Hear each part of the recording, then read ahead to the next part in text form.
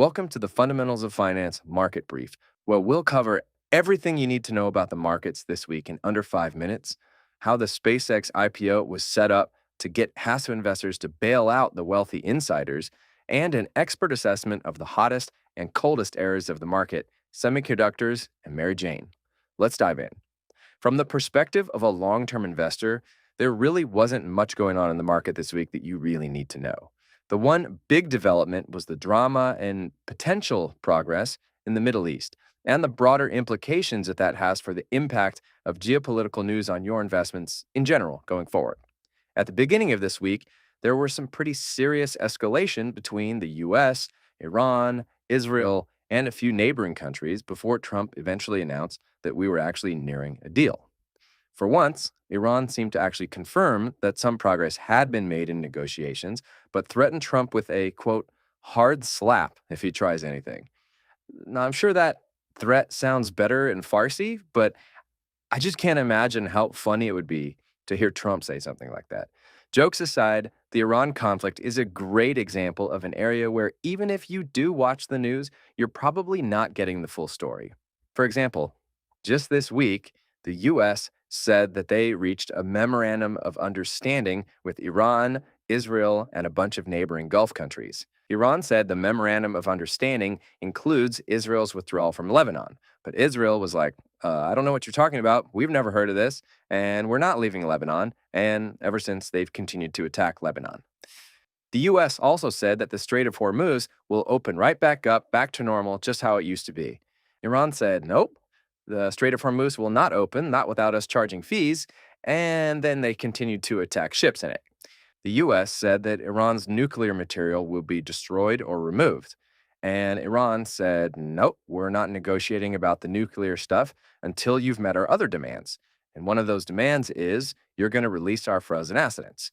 The U.S. said, okay, yeah, we're going to release them after you hold up your end of the deal. And Iran said, no, you're going to give us $12 billion now and another $12 billion when we sign the memorandum of understanding. So basically, the beginning of the deal, not the end.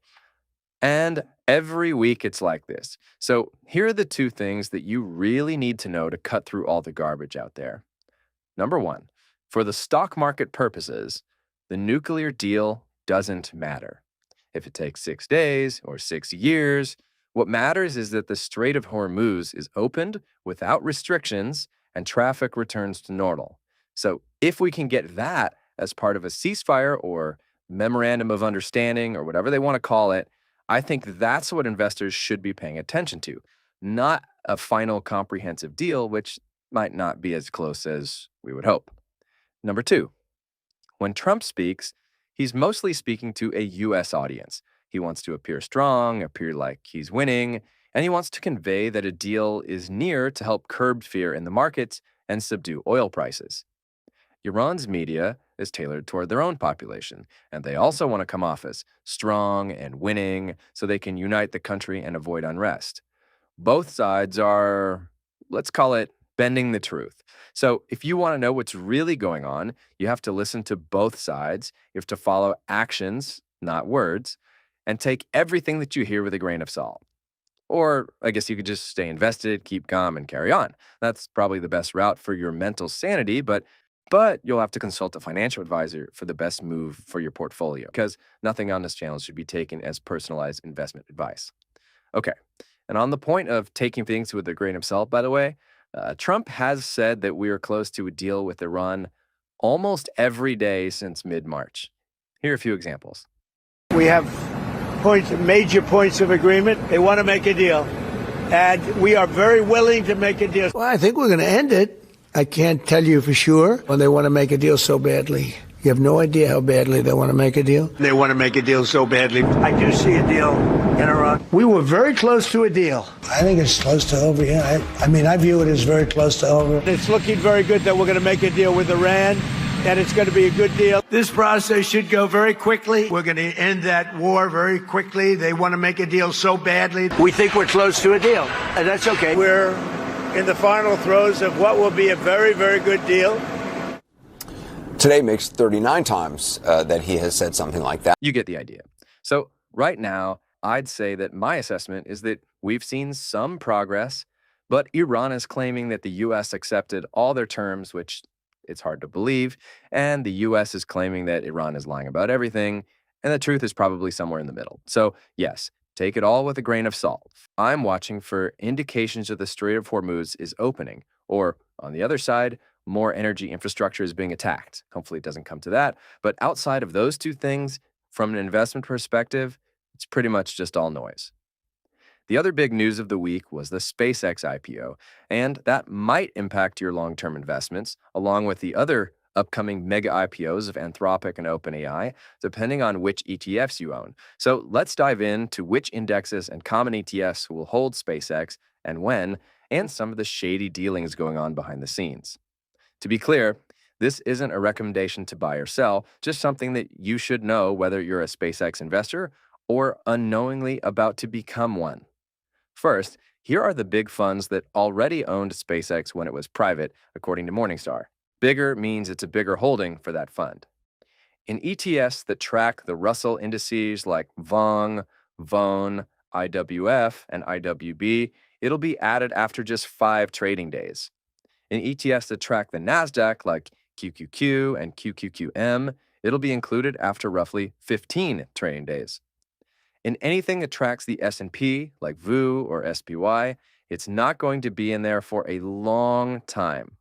Why? Because NASDAQ and Russell changed their rules to get it in there faster, and S&P didn't. S&P requires a year of seasoning, as it's called, and 4 consecutive quarters of profitability. Well, SpaceX was literally the most expensive IPO of all time at almost 100 times sales.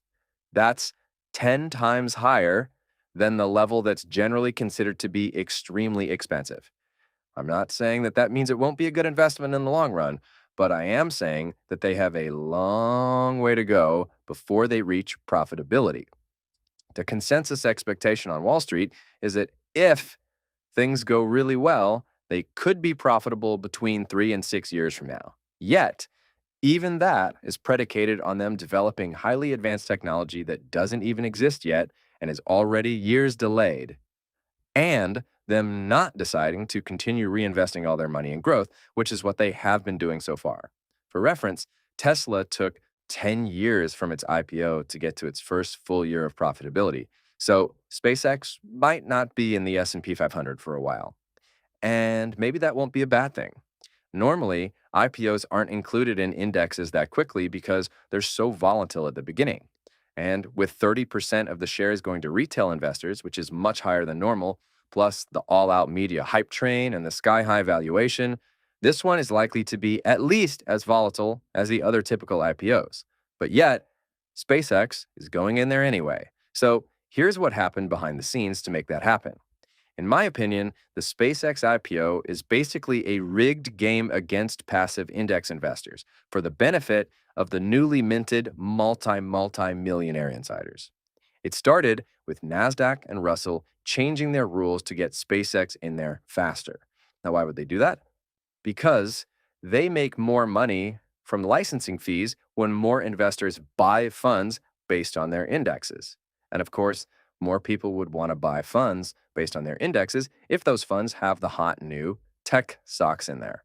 The portion of a market cap weighted index, which is most indexes, that goes into each company is based on float adjusted market cap, aka the amount of shares actually available to buy. That's $75 billion for SpaceX to start, not the full value $1.75 trillion that the company is actually worth, supposedly. But that would make it a really small holding. That's not good for SpaceX. So they gamed the system to benefit their insiders by setting up a carefully tiered lockup period, which means how long insiders have to hold the stock after its IPO before they're allowed to sell it.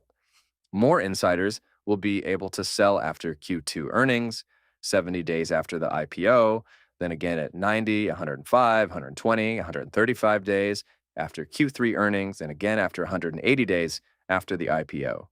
Normally, no one can sell until 180 days after the IPO. At each stage, insiders can sell more of their private shares. And at each stage, there's more float, so the index must also buy more.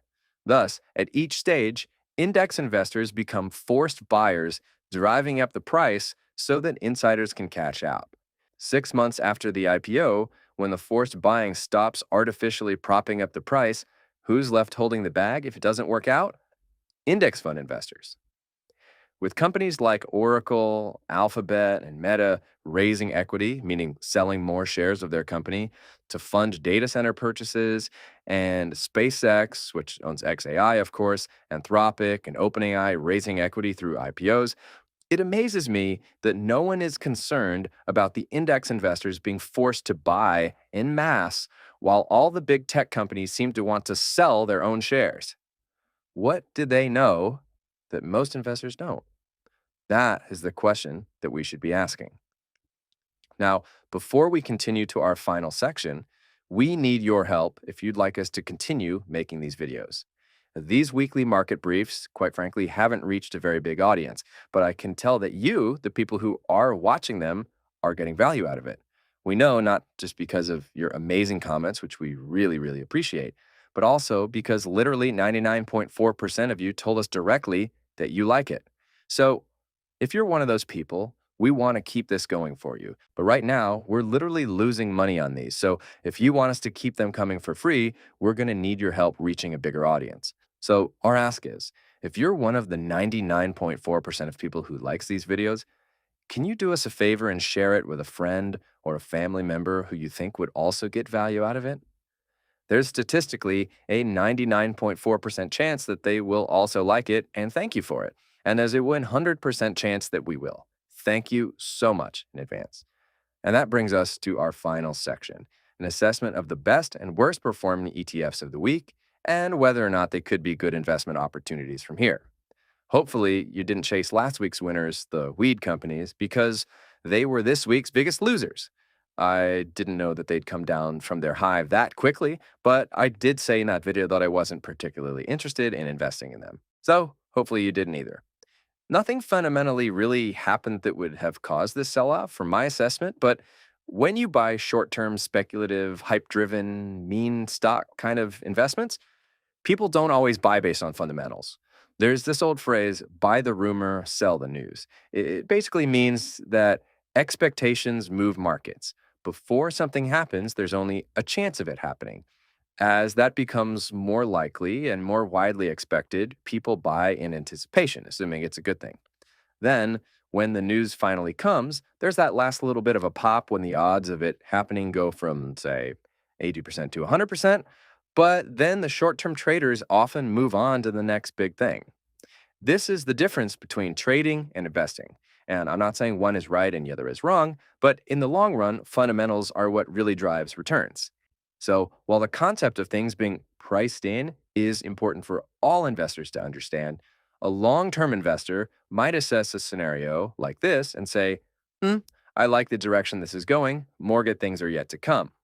A short-term trader might say, I was just buying because I thought this was going to happen. Now that it's been announced that it is, I've made my money, time to move on to something else.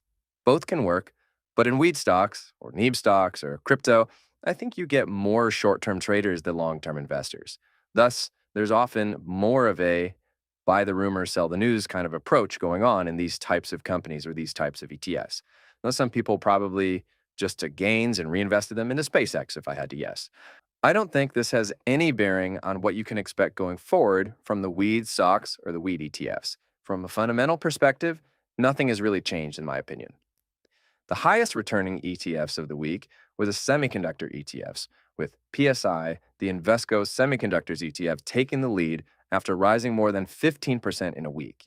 And it's nearly tripled in the past year. That is a wild ride. In fact, it's compounded at over 33% per year for the last 10 years. PSI invests in 30 US-based semiconductor companies, all of which are in the driver's seat of the AI hype train right now. I have absolutely no idea how long this will go on for, but I am highly confident that it will come to an end at some point. So don't expect 33% gains annually forever. I don't think we're at the end yet, but just off the top of my head, here are a few things that could happen.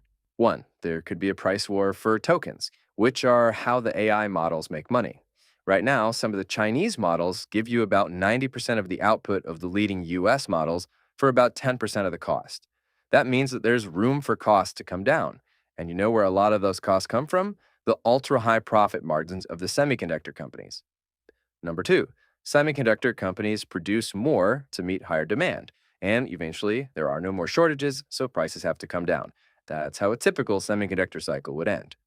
And number three, AI adoption doesn't proceed as rapidly as expected. So spending on everything AI related comes down, future profit expectations come down, and the whole AI ecosystem takes a step back.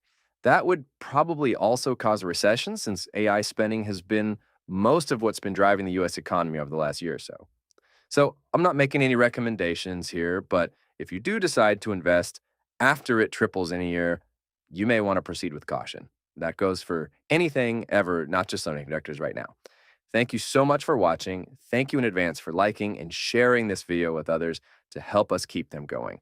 We'll look forward to seeing you and your friends and family in the next one.